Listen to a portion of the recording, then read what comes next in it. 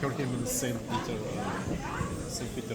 Catholic Cathedral. My dear friends, Here, right? Father Myron, and distinguished guests, please continue with your dessert and whatever you have, but also try to keep one ear open to hear a few things at least that I have to say. During World War II, the United States government produced a video series called Why We Fight, which was intended at that time, before there were the type of modern communications we have today, to explain to the American people why exactly the American armed forces are fighting in the Second World War. It was very successful, and I'd kind of like to take off from that series, that American series, Why We Fight, to explain today, at least in part, why Ukrainians fight today in this war. In July of the year 2021, Vladimir Putin published an essay on the historical unity of Russians and Ukrainians. This was broadcast very widely and was put on the Kremlin's website.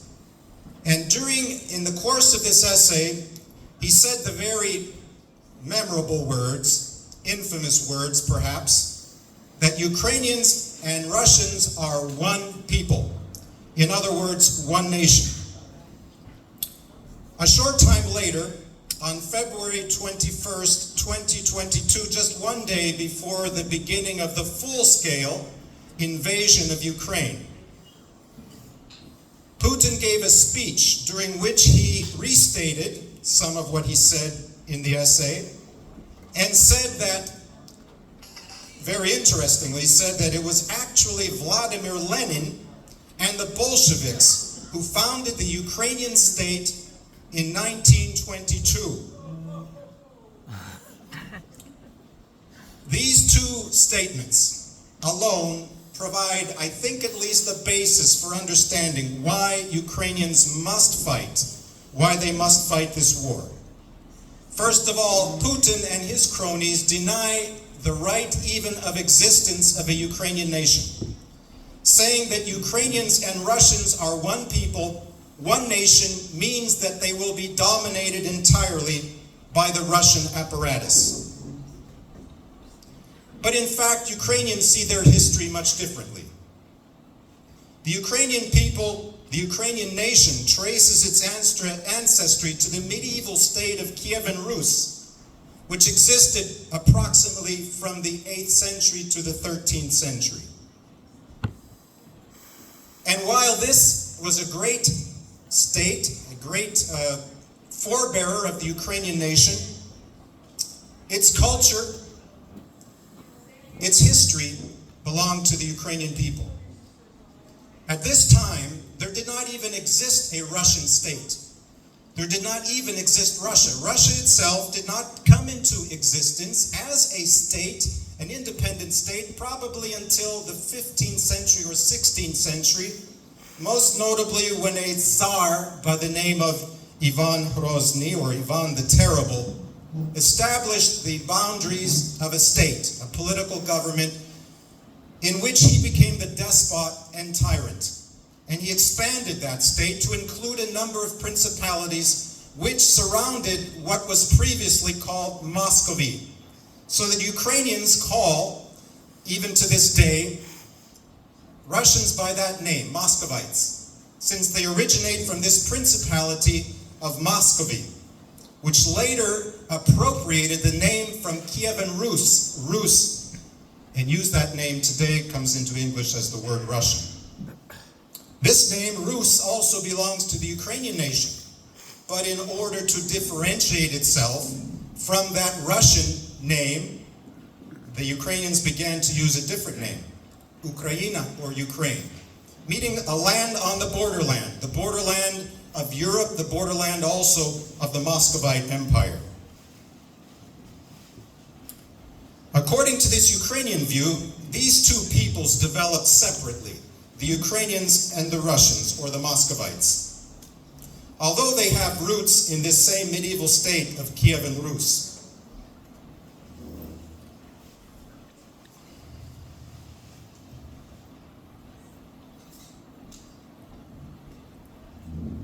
second understanding, I think that is important, is the difference between a nation and a state. When Putin says that Ukrainians and Russians are one people or one nation, he means principally that there is no difference in that nation.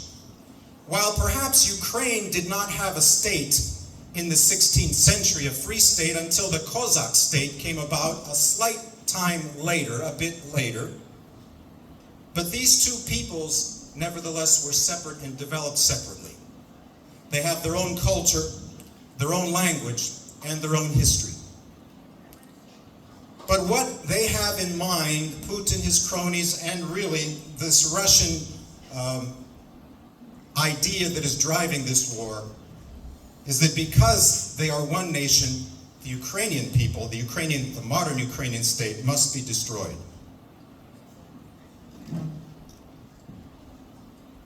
Pope Francis and others, including very prominent Ukrainian American politicians and American politicians, believe that there should be a negotiated settlement to the war.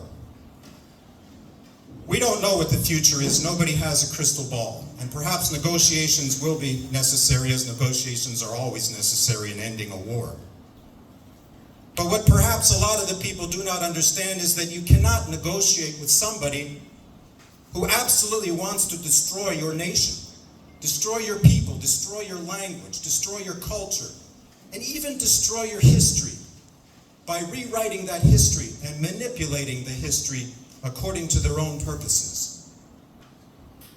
This is a complete destruction. It's not just a desire to control a portion of Ukraine, as some would believe, or have us believe. It's not a desire on the side of the Russians to control only eastern Ukraine, or the Donetsk region, or the Donbass region.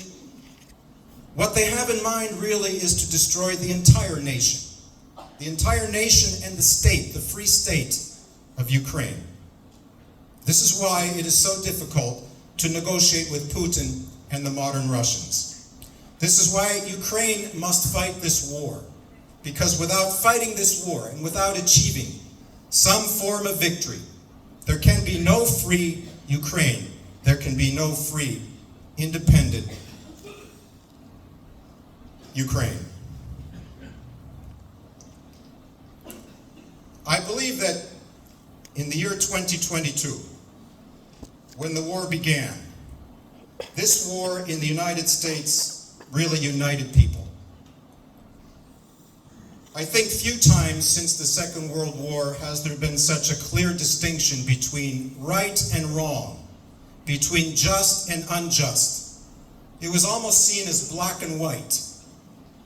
It was seen clearly that Russia was the aggressor and Ukraine needed to defend itself.